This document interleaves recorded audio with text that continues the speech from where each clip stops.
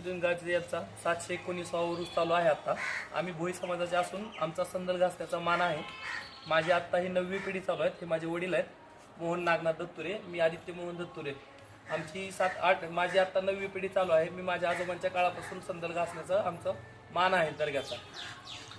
हे जी पुढची प्रोसेस कशी असते?